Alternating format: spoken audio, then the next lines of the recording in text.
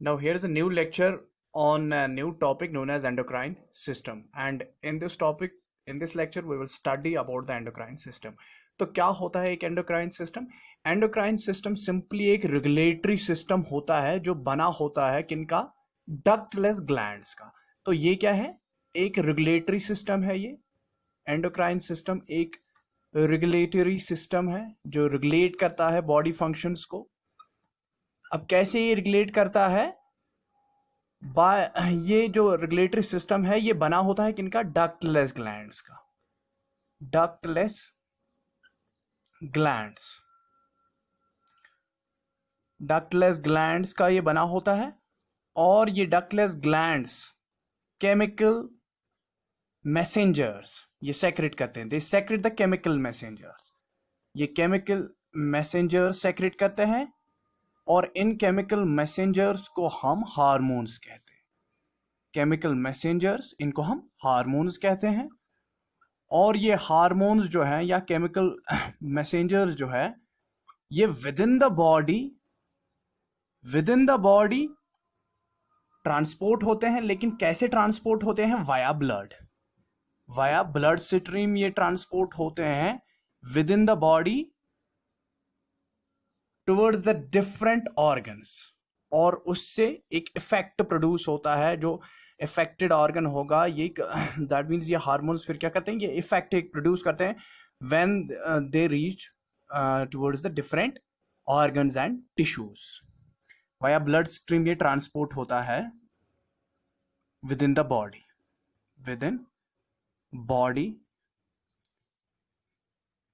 Body towards or simply to affect organs and tissues.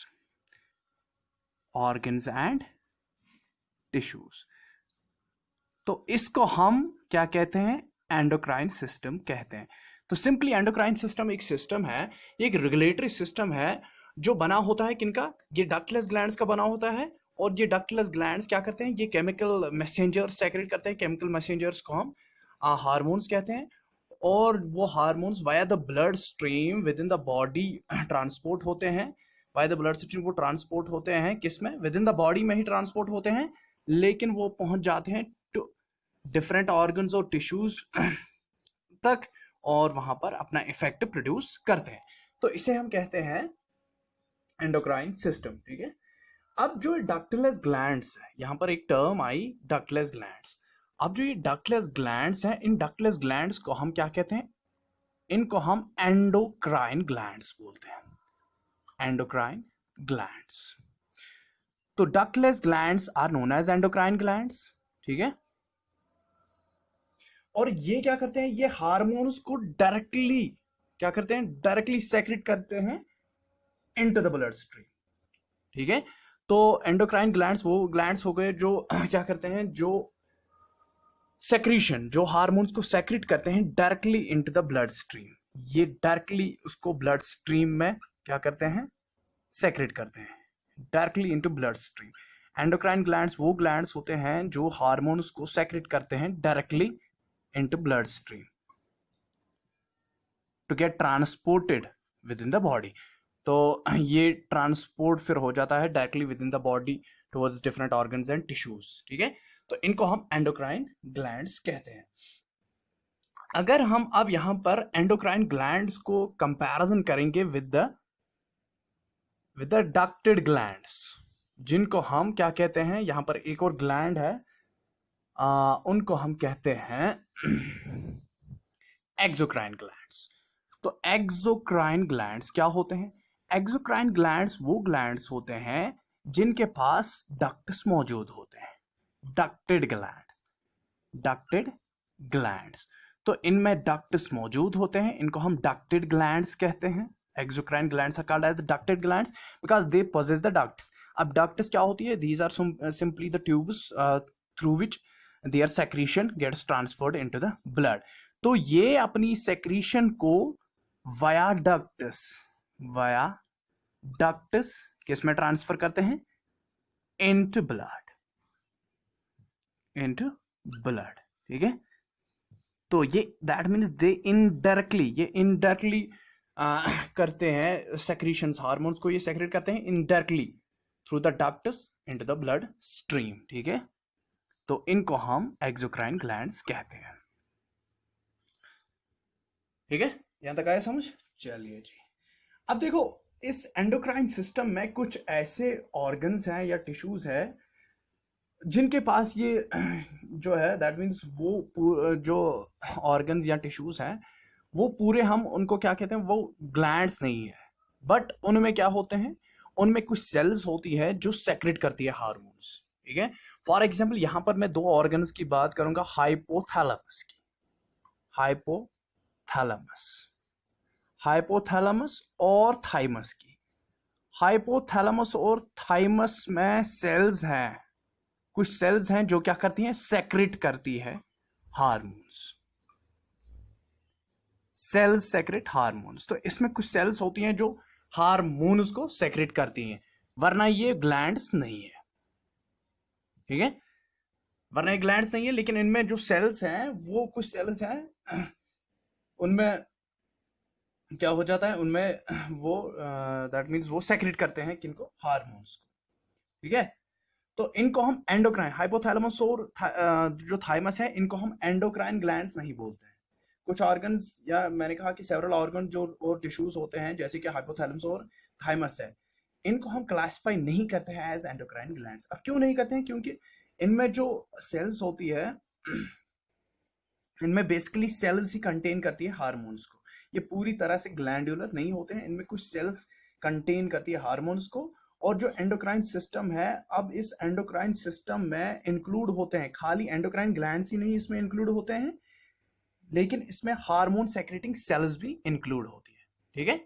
तो इनका यहां पर जो हाइपोथैलेमस और थाइमस है, इनको हम एंडोक्राइन ग्लैंड्स रिगार्ड नहीं करते हैं, लेकिन इनमें क्या है, इनमें कुछ सेल्स है जिनमें हार्मोन्स कंटेन होते हैं।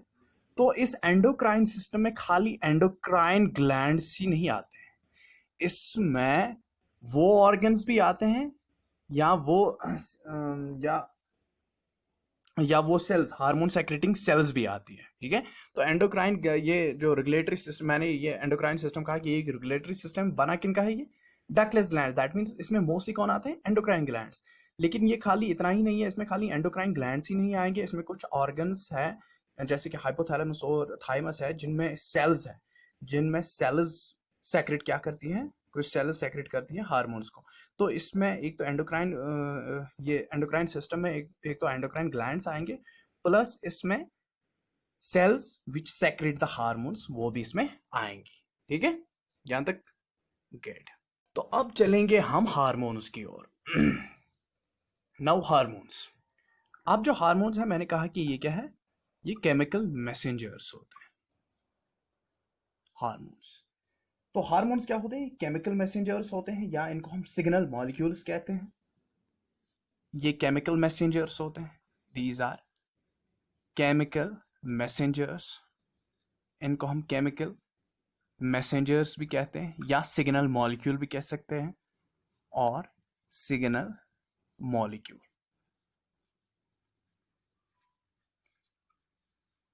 Signal molecule. लेकिन अगर हम डिफिनीशन, अगर हम हार्मोन की डिफिनीशन, एक क्लासिकल डिफिनीशन अगर हम हार्मोन्स की बोलें, तो हार्मोन्स को क्या कहते हैं, ये एंडोक्राइन सिग्नल मॉलिक्यूल्स है।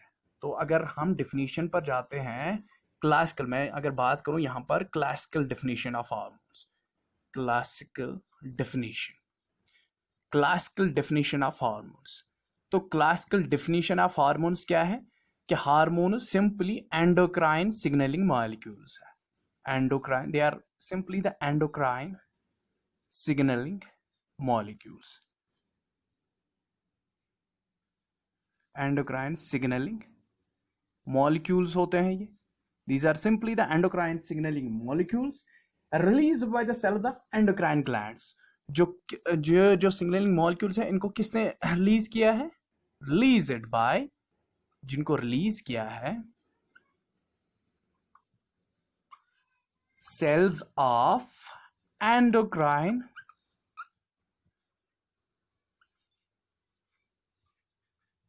ग्लैंड्स, ठीक है।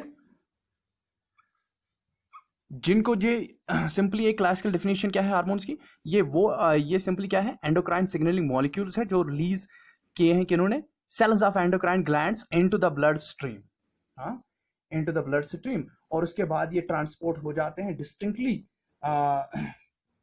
टुवर्ड्स द टारगेट ऑर्गन्स, और उसके बाद क्या हो जाते हैं, ये ब्लड स्ट्रीम में आ जाते हैं, ब्लड स्ट्रीम, और उसके बाद ये टुवर्ड्स द टारगेट ऑर्गन्स जाते हैं, blood stream and then to target organs, target sites में या ऑर्गन्स कहूंगा। तो ये तो क्लासिकल डेफिनेशन है हार्मोन्स की, ठीक है। लेकिन अगर हम करंट साइंटिफिक डेफिनेशन हार्मोन्स की देखें तो साइंटिफिक डेफिनेशन हार्मोन्स की क्या है, हार्मोन्स को कहा जाता है, अगर मैं साइंटिफिक डेफिनेशन यहां पर बोल दूं तो साइंटिफिकली हार्मोन्स को कहा जाता है कि ये लो मॉलिक्यूलर वेट, ये सिंपली क्या है, these are low molecular weight, ये केमिकल मॉलिक्यूल्स होते हैं, ये केमिकली हिटेरोजेनस होते हैं, ये लो मॉलिक्यूलर वेट होते हैं, केमिकली हिटेरोजेनस होते हैं ये, और नॉन न्यूट्रिटिव सब्सटेंसेस होती है। लो मॉलिक्यूलर वेट, ये क्या है, लो मॉलिक्यूलर वेट होते हैं, ये केमिकली हिटेरोजीनियस होते हैं, केमिकली हिटेरोजीनियस होते हैं, केमिकली हिटेरोजीनियस, और ये non nutrient substances, these are simply the non-nutrient substances, non-nutrient substances, ये नॉन न्यूट्रिएंट सब्सटेंसेस होती हैं जो प्रोड्यूस होती है in trace amounts and produced in trace amounts, और प्रोड्यूस होती है ये बहुत कम अमाउंट में, and produced in trace amounts, और ये ट्रेस अमाउंट्स में प्रोड्यूस होते हैं इनटू द ब्लड स्ट्रीम, और उसके बाद ये टारगेट ऑर्गन्स पर जाते हैं और अपना इफेक्ट प्रोड्यूस करते हैं, ठीक है। तो ये सिंपली एक्ट करते हैं एज, ये और एक्ट करते हैं as the intercellular signaling molecules, intercellular signaling molecules, they act as the intercellular signaling molecules, तो ये एक्ट करते हैं एज इंटरसेल्युलर सिग्नलिंग मॉलिक्यूल्स, ठीक है। तो ये तो हो गई क्लासिकल डेफिनेशन और साइंटिफिक डेफिनेशन। तो साइंटिफिक डेफिनेशन क्या है हार्मोन्स की, साइंटिफिक डेफिनेशन हार्मोन्स की है कि ये है लो मॉलिक्यूलर वेट, ये लो मॉलिक्यूलर वेट सब्सटेंसेस है, ये केमिकली हिटेरोजीनियस है, ये नॉन न्यूट्रिएंट सब्सटेंसेस है, और ये प्रोड्यूस हो जाती है इन द ट्रेस अमाउंट्स, ठीक है, और ये एक्ट करती है as intercellular signaling molecules, inter between the cells, तो बिटवीन द सेल्स ये एक्ट करती हैं एज सिग्नलिंग मॉलिक्यूल्स। तो इनको ये तो साइंटिफिक डेफिनेशन है हार्मोन्स की।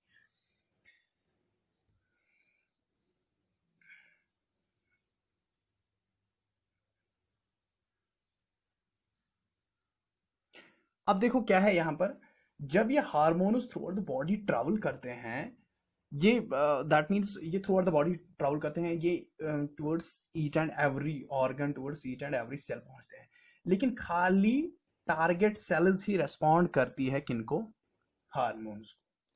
अगर ये ब्लड स्ट्रीम में पहुंच जाते हैं, अगर ये फॉर एग्जांपल हार्मोन्स किस में है, ये ब्लड स्ट्रीम में है, तो ब्लड स्ट्रीम के चलते चलते ये hormones to each and every cell, for example यहां पर सेल है, यहां पर सेल है, यहां पर सेल है, यहां पर सेल है, तो ये जब पहुंच जाते हैं ये they will, these hormones will reach to each and every cell of the body, तो ये each and every cell of the body तक पहुंच जाएंगे।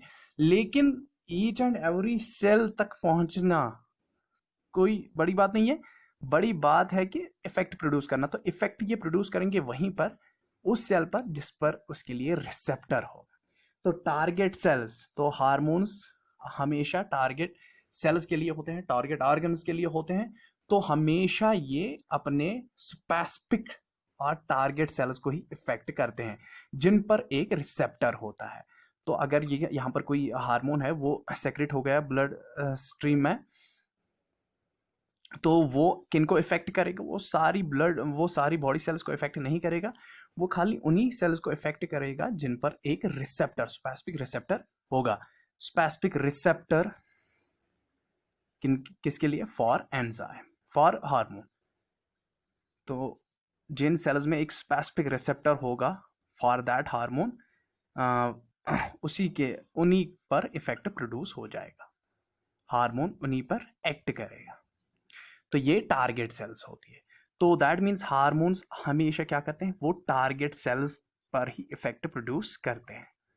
तो टारगेट सेल्स में एक स्पेसिफिक रिसेप्टर होता है for that hormone, for binding that hormone. ठीक है। अब जो ये हार्मोन सिग्नलिंग है, इसमें क्या हो जाता है हार्मोन सिग्नलिंग में? तो अब यहां पर देखते हैं ये हार्मोन सिग्नलिंग जो है।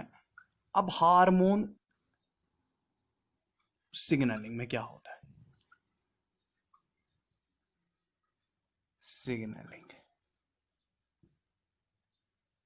तो हार्मोन सिग्नलिंग में देखो ये एक स्टेप वाइज है।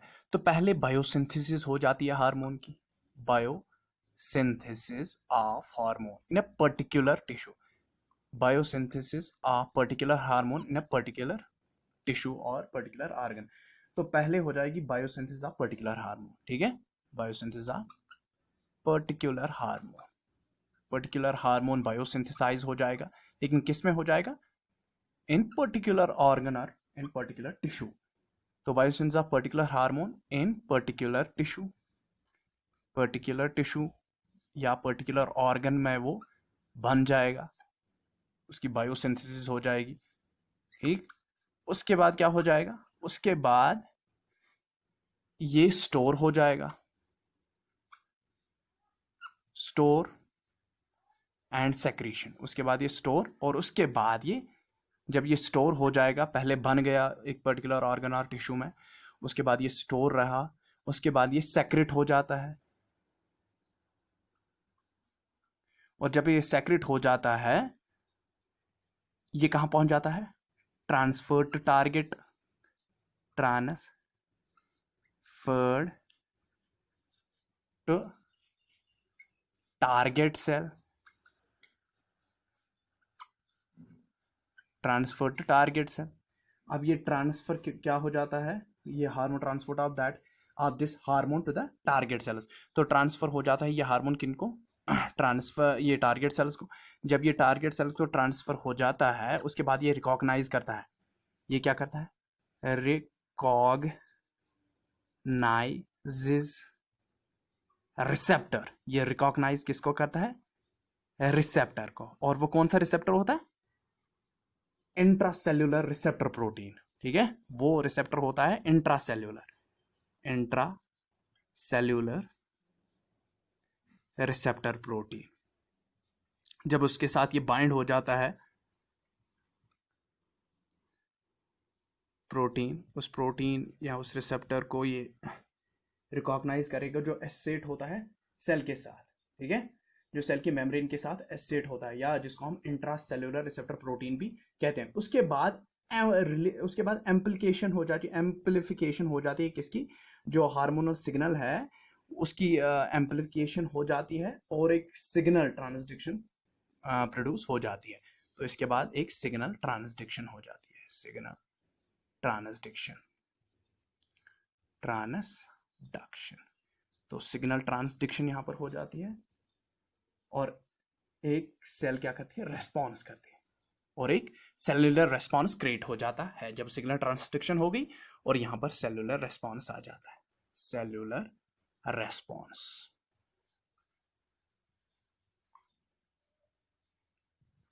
सेलुलर रेस्पॉन्स आ जाता है।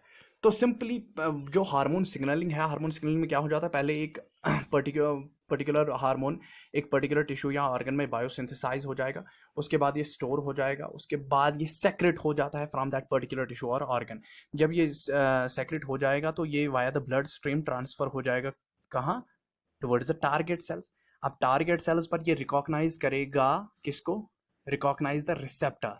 अब ये वहां पर रिसेप्टर को रिकॉग्नाइज करेगा, जो रिसेप्टर किसके साथ होता है? सेल के साथ अटैच होता है, that receptor which is attached to the cell, उसको ये क्या करेगा, रिकॉग्नाइज करेगा, और उस रिसेप्टर को हम इंट्रासेलर या इंट्रासेलर रिसेप्टर जो सेल के साथ अटैच होगा, या जिसे इंट्रासेलर रिसेप्टर प्रोटीन भी कहते हैं, उसको रिकॉग्नाइज करेगा।